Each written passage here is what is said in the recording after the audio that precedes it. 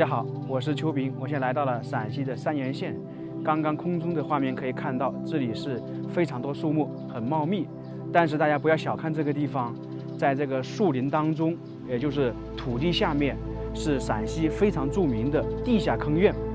这就是我们经常说的“见树不见村，见村不见房，闻声不见人”，说的就是这些地方。我们经常说窑洞，那是在一个土地上挖出来的，而它这里呢，属于在地底下挖出来的地下四合院，并且这一块土地布满了大大小小的上百座。现在呢，我们去探秘一下它这种地下四合院跟我们平时看的窑洞看到的房屋有没有什么区别？当地的村民为什么会在地底下生活？这里属于陕西三原县的百社村，也是中国的传统古村落。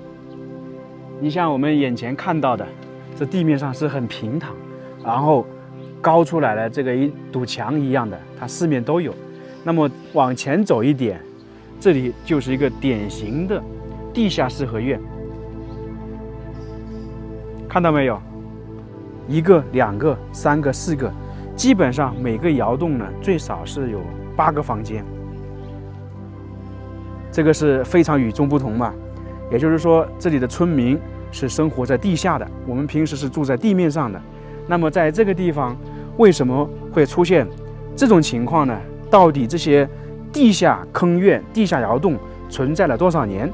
这个地方并不是说现在才有这些窑洞，按照资料记载，在南北朝的时候，这里已经开凿了这些地下窑洞。那大家都知道，在中国古代魏晋南北朝属于一个战乱时期，经常的那些军阀奋战，当地老百姓建起来的房屋可能没多久就被损坏了，所以呢，为了生存，就选择在地下建造这些房屋来生活。那么以前的窑洞肯定没有现在这么好。我们刚才看到其中的一个窑洞，明显的有很多砖，那在古代肯定是没有的。古代的窑洞比现在差远了。在这个百社村，现在存下来的这些地下坑院，大大小小有200多个。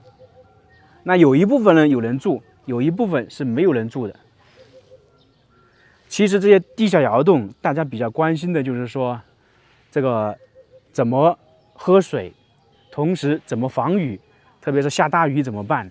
还有呢，晚上行走安全怎么办？会不会掉下去？就是这几个因素。我们现在看到这个地下坑院，应该属于最原始的，它上面既没有那些墙，拦住了，然后下面也没有那些砖，基本都是黄泥土。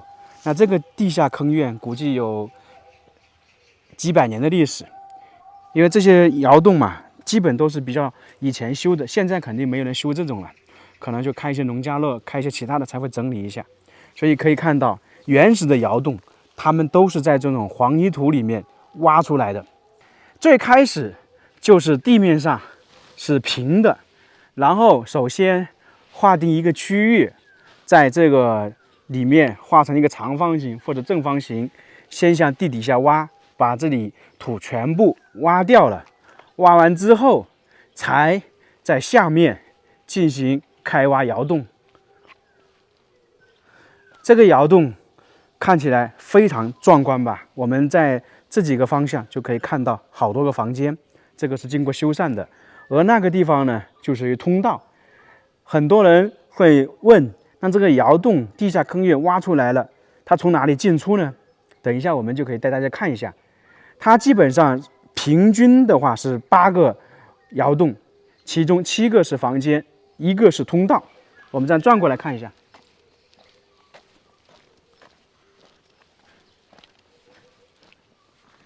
就在那个地方。而通道一直是从哪里呢？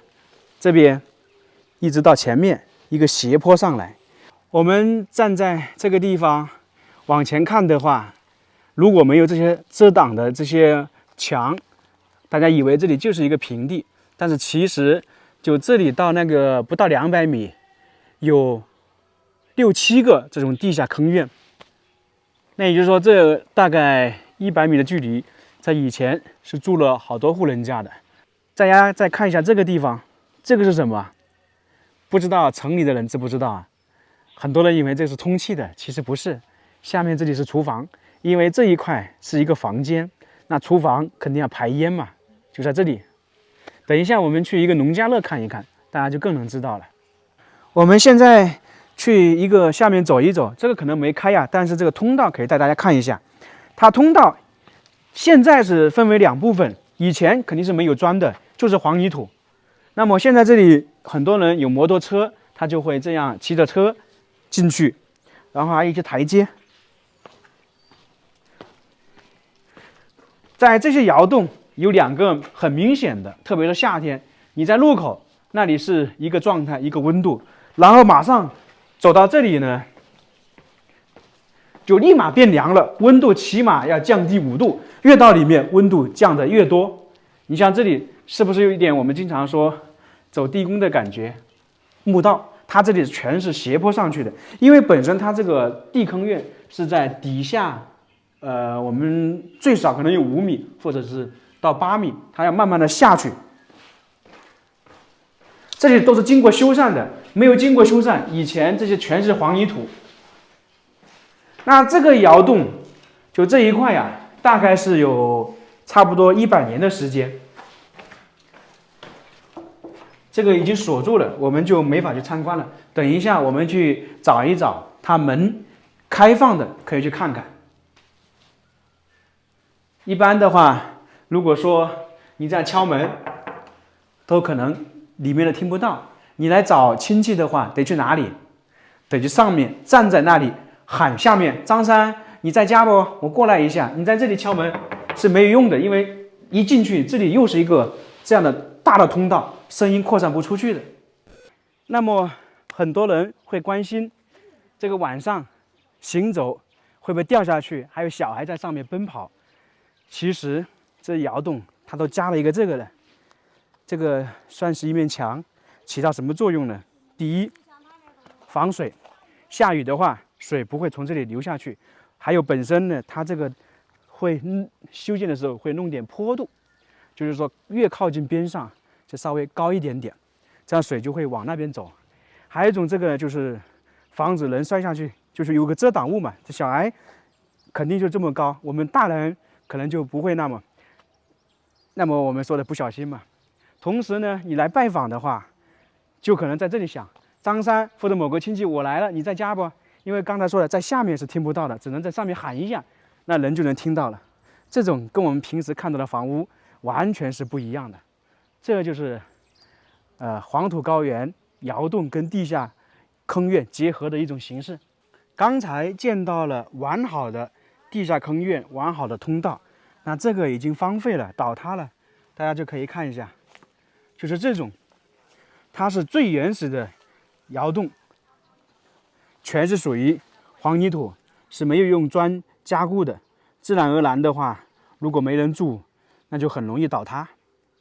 前面就是刚刚我们说的那边倒塌的地下坑院，在这个方向可以明显的看得出来，它是没有旁边防护的，所以说晚上千万不要往这些地方跑，因为可以看到杂草丛生了，这里下去是有7、8米高呢，感觉。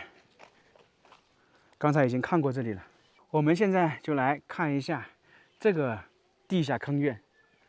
可以看到这里一棵非常大的树，基本上每个地坑院它都是有树木的。为什么？这个就跟水有关。在这种地坑院，大家非常关心的就是它这个水怎么解决。首先就是饮用水，还有就是说它的那个生活水是怎么排出来的。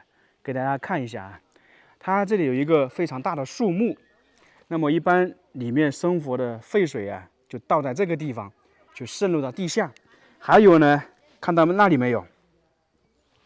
给大家近距离看一下，这个相当于就是我们说的地下水，它有一个摇上来，水呢就打上来。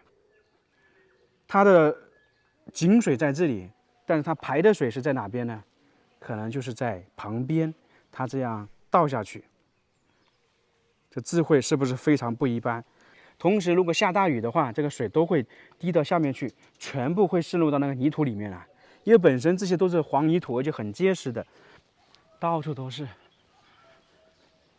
那这些应该是没有怎么修缮的，也比较原始。这树真的好大呀！在下面有一个地方，这里就有排水的，所以它这个水全部排到地下去了。看到没有？下面是一个农家乐，装修很别致。我们现在准备下去看看。这个地坑院也100多年的历史了，我可能就在这里吃个便饭吧。来都来了，参观一下，顺便吃个饭，体验一下窑洞的农家乐，地底下的农家乐，地下的餐馆。我们现在去农家乐里面，这个窑洞坑院100多年。大家看一下，我现在这里是笔直下来，然后开始进去呢，就要转弯了。直接进去不行，是通过这样转弯过来，才能进入到这个地下世界。因为下面住了人，那在以前的话，其实就是一个人的家，或者几户人的家，就在这样下面，这肯定就是一个地下世界了。我们进来看一下。非常热闹啊！这里面现在非常香，而且种植了很多东西。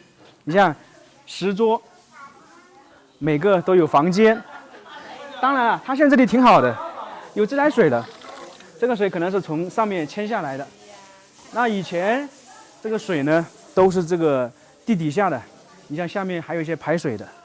然后我们来这个房间看一下，这个就是地下坑院的世界，一个房间。跟我们看的地下窑洞有什么区别没有？普遍的话，它这个进深大概是8到10米，高度也是3米左右，所以这个房间还是挺大的。然后这个是炕，就相当于他们的床。每个房间都可以住人，除了一个厨房，还有一个是通道口，就是从上面下来。8个窑洞，真正使用住人或者存放东西是6个。那这里。他们农家乐坐在这样里面呢，完全是不用开空调的。窑洞的典型特色就是冬暖夏凉。我们一直都说它这边的水是怎么解决的，刚才我们在上面看到了，然后在这里集中的体现了，就在这个下面，然后靠这个窑把它弄上来。在这以前的水吗？以前的水井啊，这个就是水，因为以前是靠地下水，没有自来水嘛。我在农家乐逛的时候问了一下老板，他说一个这样的地下坑院大概要2年的时间才能打造完成，挖的土方大概是2000方，多不多？像这些地下坑院、地下窑洞打造成民宿还是挺不错的。假如是说你敢住或者会来住吗？我觉得偶尔来体验一下还是非常不错的。